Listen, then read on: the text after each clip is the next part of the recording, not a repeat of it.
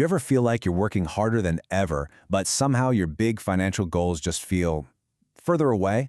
Well, we're going to break down a simple 5-step roadmap that can totally change that.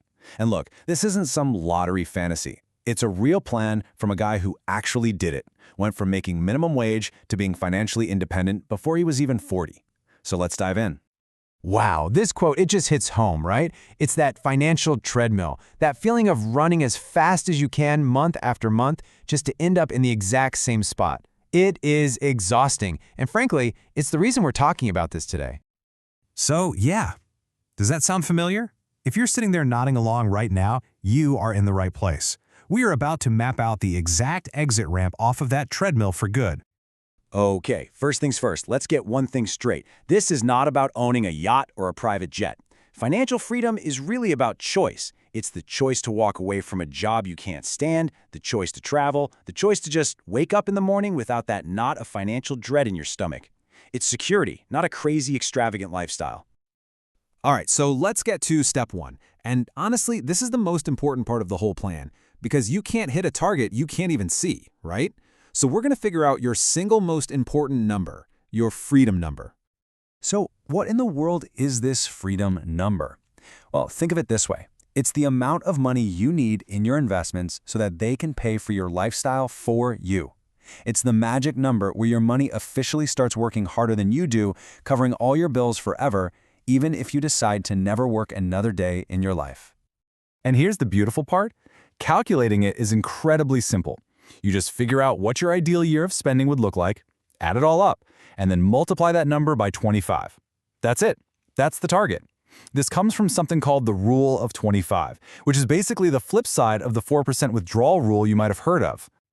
So let's look at a quick example to make this real. You've got housing, transportation, hey, even $5,000 for vacations is in there. In this scenario, this ideal life costs about $73,500 a year. Now, please don't get hung up on this specific number. Yours will be totally different. The key is just to be brutally honest about what your ideal life really costs. So you take that annual cost, the $73,500, you multiply it by 25, and bam, there it is, your freedom number. In this case, it's just over $1.8 million.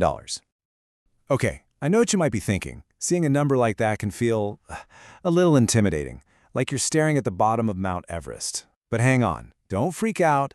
The secret is that this isn't magic, it's just math. And every math problem has a solution. This number isn't here to scare you, it's here to give you a destination on the map. So how do you even begin to climb that mountain? Well, that brings us to steps 2 and 3. This is where we stop just planning and start doing. It's all about building the financial habits, the financial muscle you need to make that big number a reality.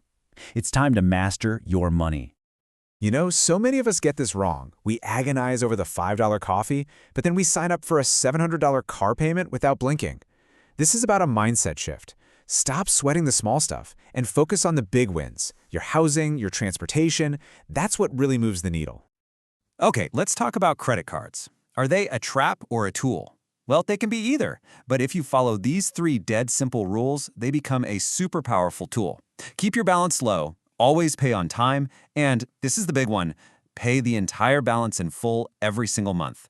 Do this, and you build an amazing credit score, which will save you thousands, maybe tens of thousands down the road.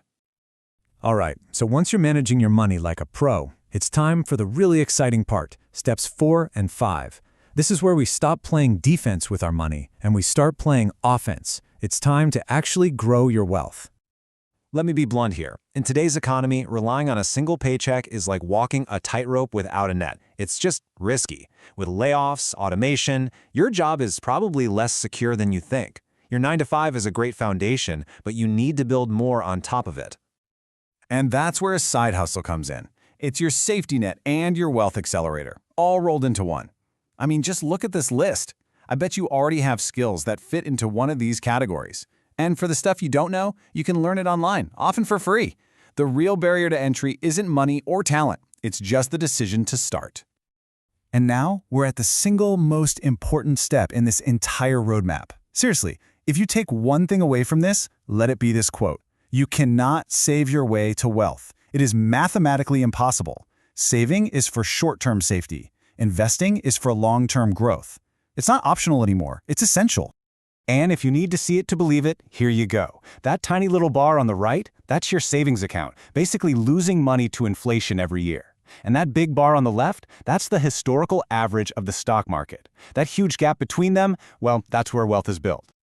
And the best part is, you don't need to be some Wall Street genius to do this. The best strategy is to just keep it simple. A low-cost S&P 500 ETF is basically a way to own a tiny piece of the 500 biggest companies in America all in one shot. It's diversified, it's cheap, and you can literally set it up to invest automatically in less time than it takes to order a pizza. So there you have it, 5 steps from finding your target number to actually investing for your future. The roadmap is all laid out. The path out that financial treadmill is right here, right in front of you. So the only question left is, what is the one step, the very first step that you're going to take today to get started?